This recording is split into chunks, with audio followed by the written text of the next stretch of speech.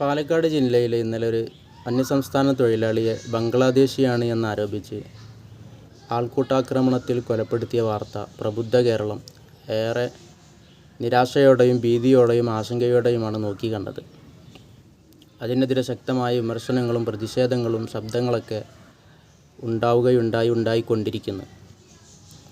എന്നാൽ യഥാർത്ഥത്തിൽ അന്യസംസ്ഥാന തൊഴിലാളി എന്ന അർത്ഥത്തിൽ ഇങ്ങനെ ഒരു ആൾക്കൂട്ട വിചാരണക്കും അതുവഴിയുള്ള കൊലപാതകത്തിനും കാരണമാകുന്നതിൻ്റെ പ്രധാന ചേതോവികാരം എന്ന് പറയുന്നത് അന്യസംസ്ഥാന തൊഴിലാളികളോട്, അതിഥി തൊഴിലാളികളോട് മലയാളി പുലർത്തിപ്പോരുന്ന വിദ്വേഷത്തിൻ്റെ ഭാഗം കൂടിയാണ് എന്ന് പറയാതിരിക്കാൻ നിർവാഹമില്ല.